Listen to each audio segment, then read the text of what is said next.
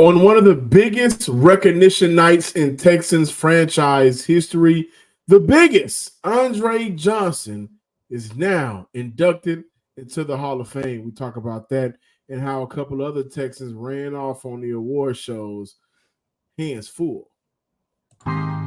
You are Locked On Texans, your daily Houston Texans podcast, part of the Locked On Podcast Network, your team every day.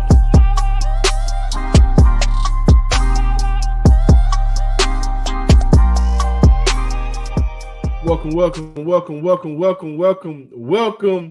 Texans fans, to this Hall of Fame Friday The Celebration Friday. Yes, it is. The Hall of Fame Friday episode of the Locked On Texans podcast, a part of the Locked On Podcast Network, your team that now has an NFL Hall of Famer every day. Cody, step back. If you're not watching on YouTube, Cody has a as promised shirt on. As promised. AJ, who will be a Hall of Famer, but also featuring your Andre Johnson, AJ80 Hall of Famer. If this is your first time listening or watching the Locked On Texan podcast, you are in for a treat as we talk about the Hall of Fame, of course. But thank you for stopping by. Please subscribe, like, and comment on YouTube and wherever you get your podcast. And for all of our returning listeners coming back for another Friday episode, thank you for stopping by. We continue to talk Texans here on this podcast. I'm your Texans football analyst, John, some sports guy Hickman. On the other side of the screen, as always, Texans beat reporter, credential media member, Sports Illustrated's own. Yeah, I just said three things. That's how the Houston Texans feel. But on the other side of the screen, Cody Davis. Before we dive into today's show, this episode is brought to you by Game Time. Download the Game Time app, create an account, and use code Locked On for $20 off your purchase. We look at DeMeco Ryans coming up short. Mixed emotions about that. We also take a trip over to the rookies, both CJ and Will Anderson walking off with the Rookie of the Year awards for their respective sides of the ball. But guys, on a magnificent night where the NFL 2024 Pro Bowl Hall of Fame class featured Dwight Freeney, Patrick Willis, Steve McMichael, Devin Hester, Julius Peppers, some of the greatest names to play football, one of the greatest wide receivers to ever grace turf, to ever grace grass, to ever grace Miami, the Texas franchise to ever grace this game of football. Andre Johnson, after two tries, on the third try he got in, is now a Hall of Famer. And Cody, before I give it to you, I just want to say this. Go ahead, man. Take your time. The city is excited about CJ. How the city is excited about Tank Dell. How the city is excited about Will. How the city is excited about head coach DeMeco Ryans. How the city is excited about many different moving parts for this franchise. Before they came along, for 20 years, there was only four players to give you that excitement. One of those players was Andre Johnson, one of the first, and he may still be the only one to do this, I'm not 100% sure, but one of the first wide receivers to have three 1,500-yard receiving seasons in the NFL. Most career seasons with 100 catches and 1,400-plus yards. Marvin Harrison, AB with 4, Andre Johnson with 4. Clutch after clutch after clutch after clutch after clutch catches and moments here in the city of Houston. And I know what Cody's going to say. Look who was behind center. So you talk about when you see the evolution of the game, ladies and gentlemen, the evolution of the game of football. You look at the transition from run first offenses to now you're giving your quarterback opportunities to make plays down the field more consistently, where we saw a trend of more passing attacks.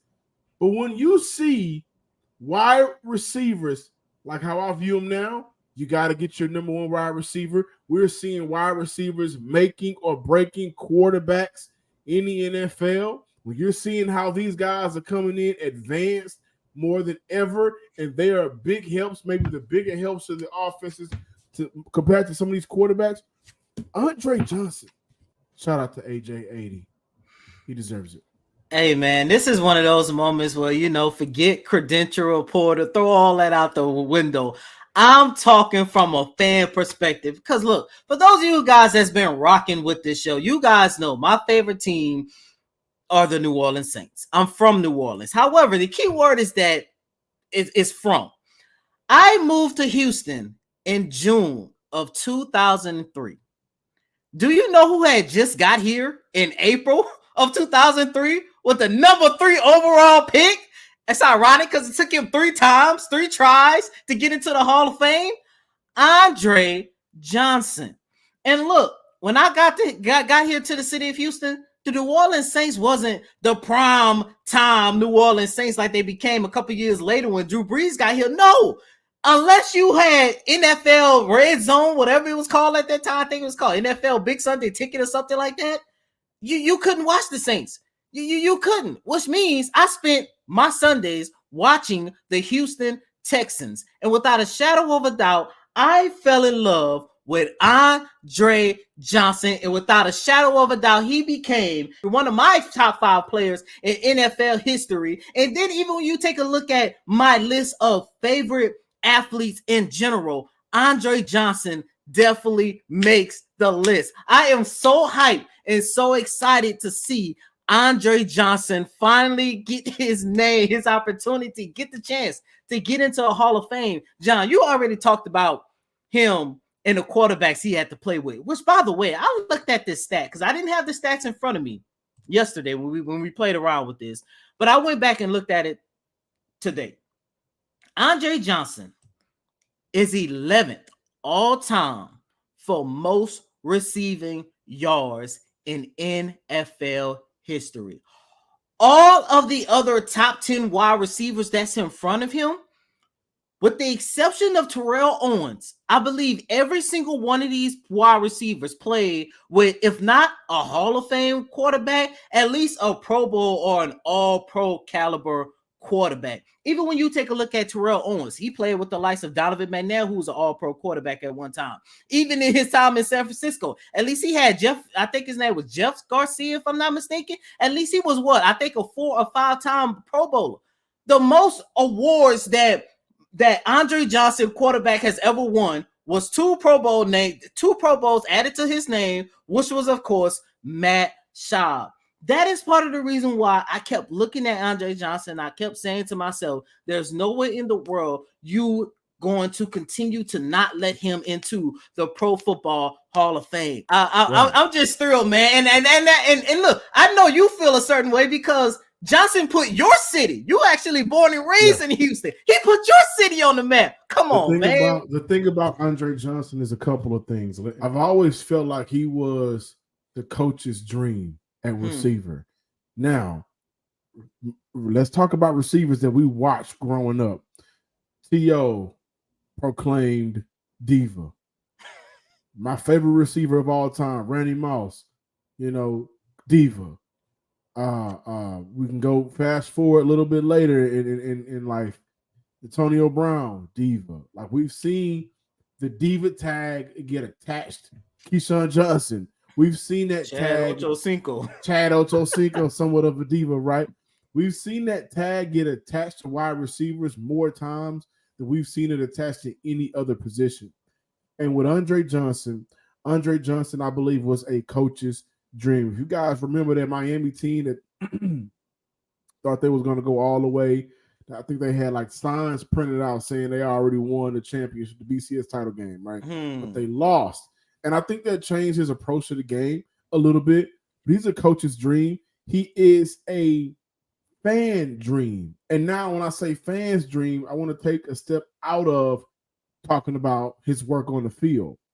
Do y'all remember? Now let's go back in our time machine a little bit, right? Because this is a place where a lot of us millennials always love going. Cody, do you know what store I'm about to bring up? I think so. Go ahead and drop it. Toys R Us. You Yes, guys remember sir. that? Andre Johnson and his charity, and I believe one of the last couple of years that he was like, really around in the NFL. We reached out. This is when we were still doing like the rundown report. When we reached out, we were unsuccessful. But I remember Andre Johnson routinely each year, just Christmas time, kids, we going to Toys R Us. One of the years he dropped nearly $20,000. And from a fan perspective, was I able to get in on that? No, that was 2012. I was 21, 20 years old at that time. But to see somebody who effortlessly put his DNA into the DNA of the community of Houston, and you wouldn't know Andre Johnson is doing it unless you just happen to be one of the kids there, one of the kids' parents, or just so happen to be around, because he was always so quiet about getting things done. And so when I say he's a coach's dream, he's a fan's dream, he's a franchise dream. He's a guy that comes in, does the work. I know he has his own separate private life, but he's always been a model representative on and off the field, a perfect face for this franchise, a perfect face for the city of Houston sports.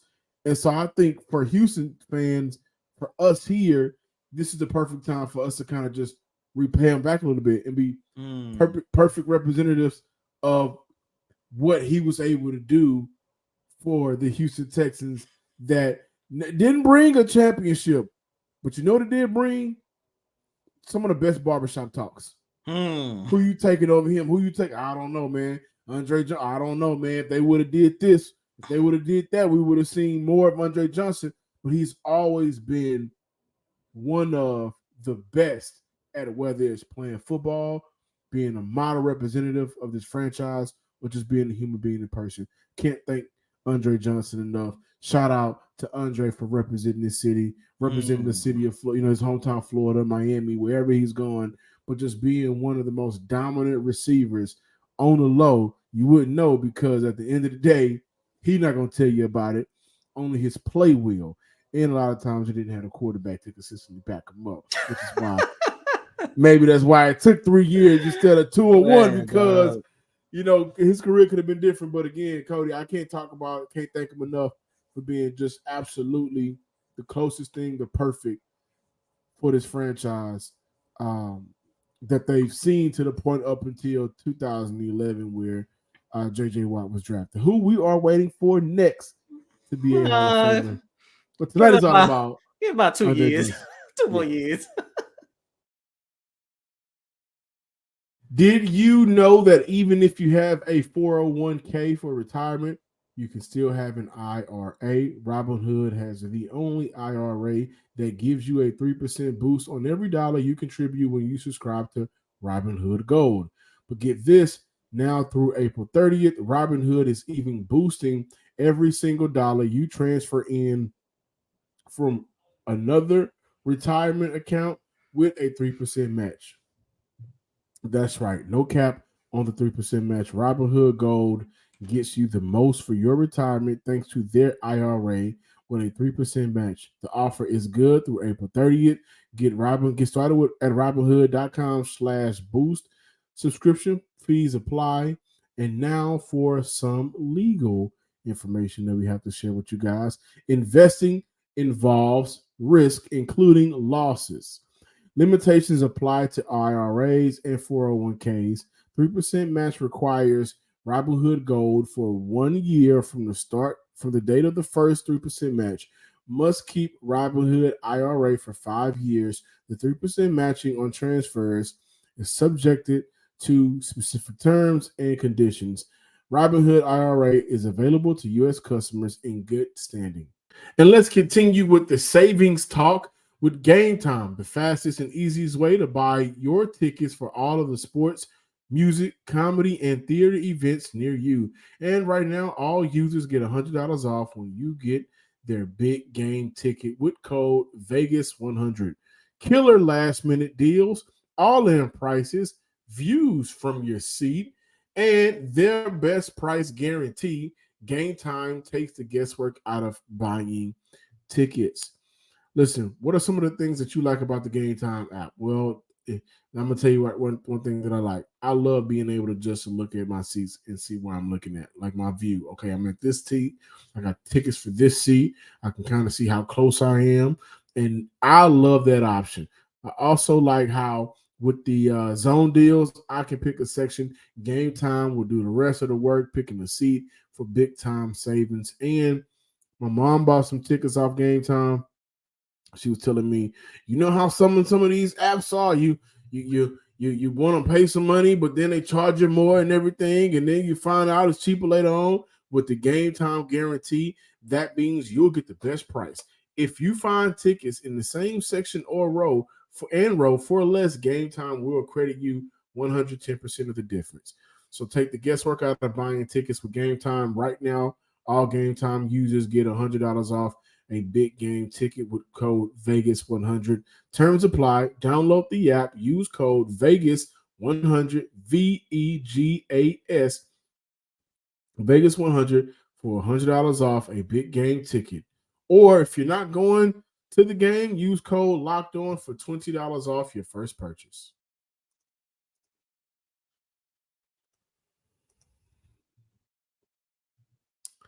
Welcome back in, Locked On Texans listeners and viewers. So we have to now pivot over to other awards that was won Thursday night, as Cody and I record right now, for the Houston Texans. The AP Offensive Rookie of the Year award. We can start with that, Cody. CJ Stroud commanded 246 points. Puka Nakua, 154. Sam Laporta, Detroit. I like the tight end up in Detroit. 40 votes. Jahmyr Gibbs, 4. Bijan Robinson, 3. So on and so forth. And then when you look at the AP Defensive Rookie of the Year, Will Anderson, 151. Jalen Carter, 122. Kobe Turner, 95. Devin Witherspoon, I like him a lot. He only got 57 votes, and then so on and so forth. And so we see that for Houston, their top two rookies, number 2 and number 3, ran off on the plug twice with their awards. What does that mean? And what are your overall thoughts, Cody? Plain and simple, something that we've been saying ever since what? About week 6, week 7 of the regular season, that the Houston Texans are definitely off to something special. And, you know, I've seen a lot of people on social media, both fans and reporters and stuff, talked about how last night was arguably one of, if not the greatest night in franchise history, and rightfully so, because not only did we have an opportunity to celebrate the past in Andre Johnson, but we also had an opportunity to celebrate both the present and the future. And when you take a look at CJ Stroud and Will Anderson Jr., man, like the fact that they had an opportunity to draft not one, but 2 franchise cornerstone game changers, future MVPs, however you want to label it. Like the fact that they got both of those guys in the draft, picked 2, then you turned around and traded up for pick 3, man. It says a lot about this organization, man. Shout out to CJ and Will Anderson Jr. I know throughout over the last week or so, you and I've been joking about, you know, whether or not it was going to be a big surprise who was going to walk away with offensive and defensive rookie of the year. But, you know, to finally see them solidified both of their rookie seasons with their first probably many major awards throughout their careers, man, it says a lot for both of them. Now, before moving on, John, listeners and viewers, I do want to share a couple things with you guys. I think the turning point when we really started seeing how special Will, but mainly CJ could be, was week 8 of the 2023 campaign. That was the year where the Houston Texans defeated the Tampa Bay Buccaneers 39-37. Will Anderson Jr. You know, had an impact on that game. However, we all remember that game. That's the first game-winning drive for CJ Stroud. And that particular week, I had an opportunity to catch up with both Sheldon Rankins and Davis Mills. And I think the interviews that you guys are about to hear, kind of highlight and represent how special CJ is, because the one thing that me and Sheldon Rankins talked about on several occasions throughout the season, both on record and off record, was the fact that CJ is showing flashes of a Hall of Fame quarterback in year one. And this is a young man who has played with one of the greatest quarterbacks in league history, in Drew Brees. Then after that game, CJ gave a special shout out to Davis Mills, how Davis Mills has actually helped him throughout his rookie season, getting accustomed to it. And I had an opportunity to pull Davis to the side. I want to say maybe the next day after I finished talking to Sheldon Rankins. And Davis actually talked about, the things that he has been doing to help CJ, and why he has been part of this journey of arguably one of the best rookie seasons that we have seen from a first-year quarterback. So please just take a listen to these interviews. You was on the Saints team in 2019. Correct. When Drew Brees led them back against the Texans. Correct. Right? Okay, so that was, I want to say, 37 seconds. Yes. What do you remember about that particular game? Those final minutes. Texans scored, 30 seconds left. Everybody was like, "That's too much time to me." Yeah. No, I mean, that's literally it, I think. Being around Drew for, at that point in time, 4 years, you knew if he got any kind of time, we got a chance. And then obviously with it being, upwards of over 30 seconds, and understanding how the offense ran through him in those 2-minute situations,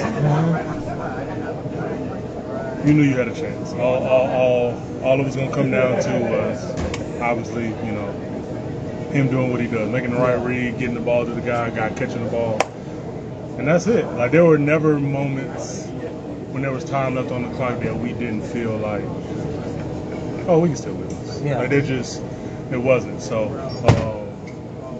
that's a beautiful thing to be able to experience, a luxury to have. Not everybody has that. Yeah. There's a lot of quarterbacks who can, play good for, 59 minutes, and then, when it's crunch time and you gotta really run the show, down the stretch and really instruct guys on where to be. I've been seeing this all day. Hey, cut it short, do this, tuck in behind that guy. Just like, really on the fly. Like, there's a lot of guys that really can't do that to that level. It's a beautiful thing to watch. Every time I saw him do it, it was beautiful. So you're somebody who's seen it. Absolutely. We talked about this before. Absolutely. Is it normal to see what you just described in a rookie quarterback at game number 7? It's not. That's not normal. But nothing he's doing is normal.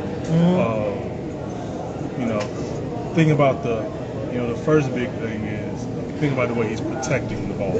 That's notorious, something rookie quarterbacks struggle with at some point in time. Whether it's, they might start off hot and the teams figure you out, so they force you into some situations, or you just get a little antsy and you start forcing things, whatever it is. I mean, CJ does a great job of taking whatever is given and putting the ball in the right spots and not doing everything to play complimentary football. He, to be in his situation, understanding, he is the franchise quarterback. I mean, the pressure of, all that comes with it, and still be able to understand the totality of the team concept, and understanding not to put my defense or my special teams in adverse situations and protect the ball and different things like that. I mean, that's just wise beyond his years. And then on top of that, just the playmaking ability for him to be able to fit throws in places you probably shouldn't, probably wouldn't even think about throwing it. I mean, even the throw before the touchdown, the one he threw on the corner, the tank. Yeah, I know. I mean, that's what you're talking about. Yeah, I mean, like, if you really watch it, like, the corner is low, but the corner's looking. Like, the corner is watching CJ look over there and is actually starting to head towards that corner route. But I mean, for CJ to still have the confidence in not only Tank,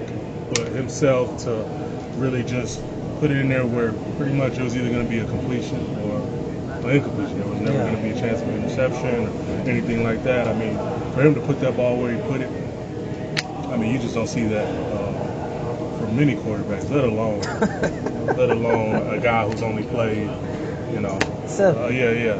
that was his eighth Seven, game, eight? like, as a Yeah. professional quarterback. So it's special to watch. I think I talked about it some weeks ago. Yeah, but, I remember. I I talked just about had it to some go back weeks to ago. it. But I mean, to watch his maturation every week, to watch it unfold, to watch him just be comfortable no matter the situation. Like, I mean, a lot of quarterbacks in that situation are like, Yeah. damn, it's on me. It's I gotta. Like, no, oh, cool. They let me 46. Come on, let's go. Like, and then hearing this post-game presser where he breaks down the, each and every throw, his thought process. I mean, like, that's special. It's special. It's, I said, it's crazy to say he just still has room to grow. Yeah. So I'm blessed. Like I said, there's just not many guys who could execute that the way he did to perfection. I mean, it was literally, you couldn't draw it up any better. So blessed to watch it. Blessed to be a part of it. And I tell them all the time, like, oh, you special. Just keep doing, like, just trust in whatever got you here that's made you special. Like, don't deviate from it. Just continue to do all those things. The proof is in the game film. What can you actually share about those meetings? Because I think it was the game against Tampa Bay. I think he said like I mentioned, he shouted you and Case Keenum out saying that he relied upon you guys to get the true sense of that understanding and stuff for the league. Yeah, I mean, I think a lot of it is just you share a lot with the guys that are going through the season with you, that are going through all the training with you. We've been going through the same stuff since he got here in the summer. Yeah.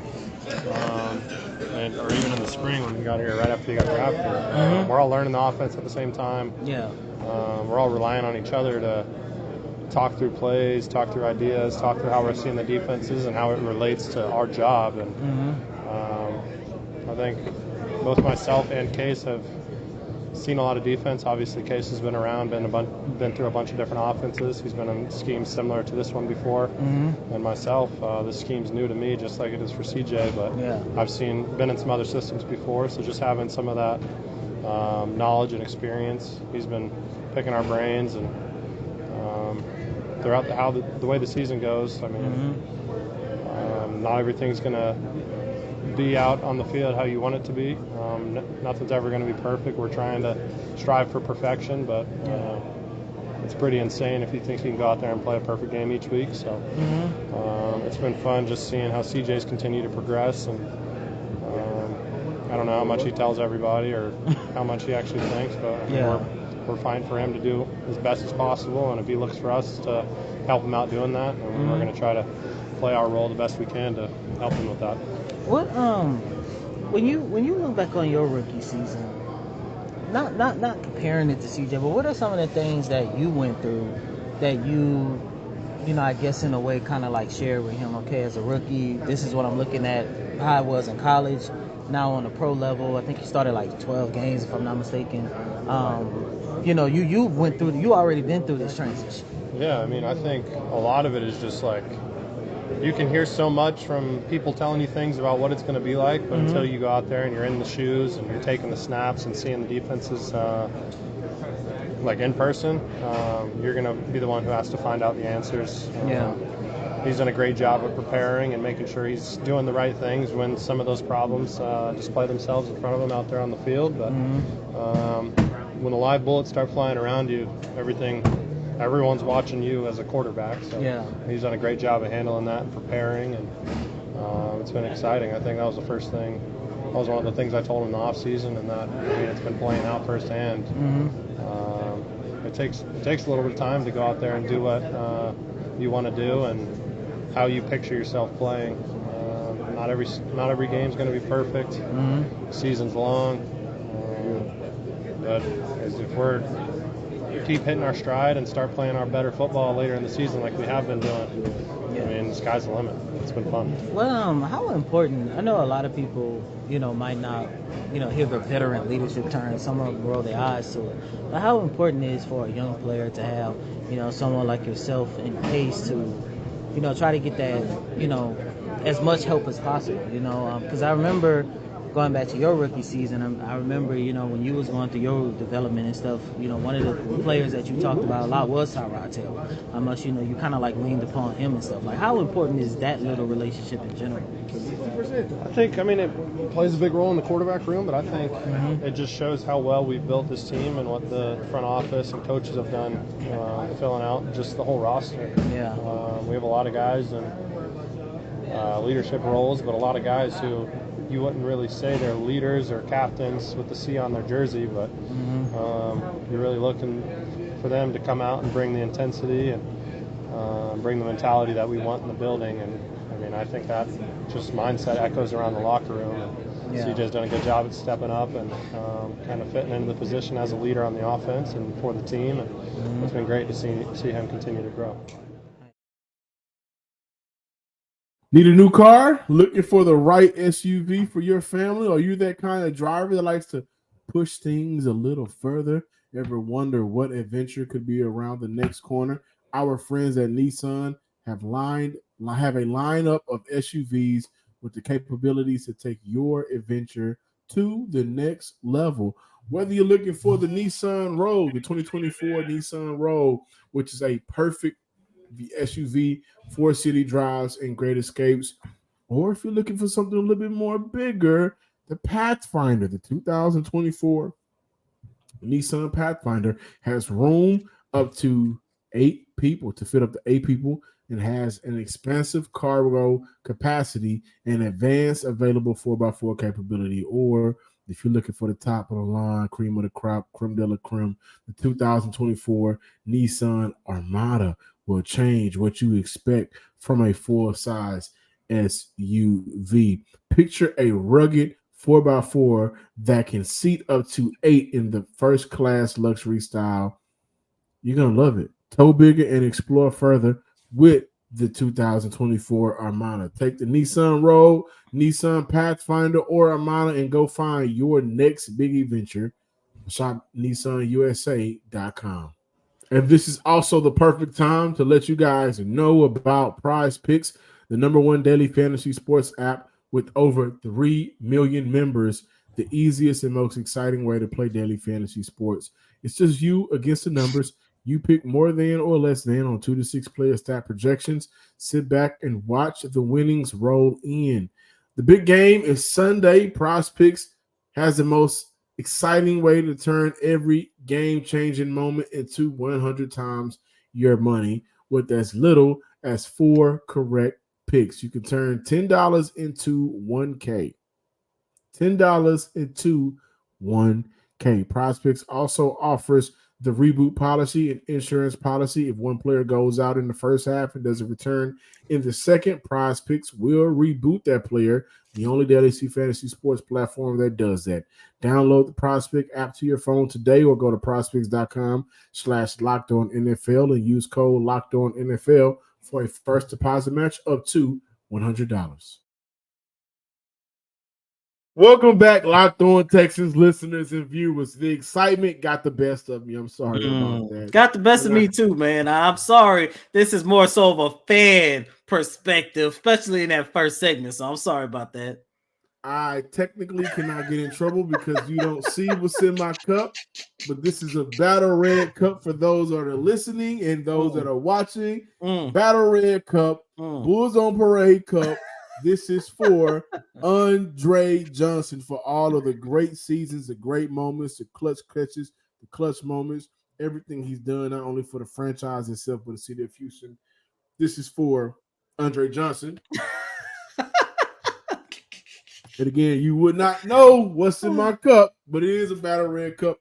But we look at D'Amico Ryans coming up short, and him coming up short, Coach Ryans coming up short was a little bit kind of tricky because technically Coach Ryans and Coach Stefanski tied with 165 total votes, but Coach Stefanski, the Cleveland Browns coach, had one additional first place vote, which gave him the nod over Coach Ryans.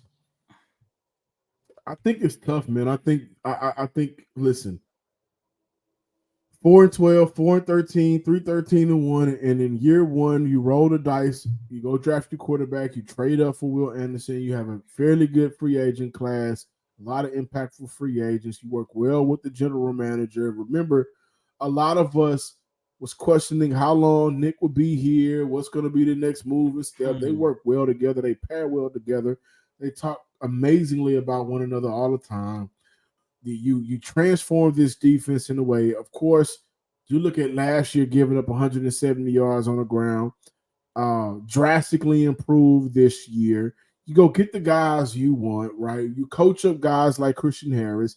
You get the best out of Blake Cashman. We saw exactly what the Texans were looking for in Derek Stingley when they drafted him a couple of years ago when he came back from his injury.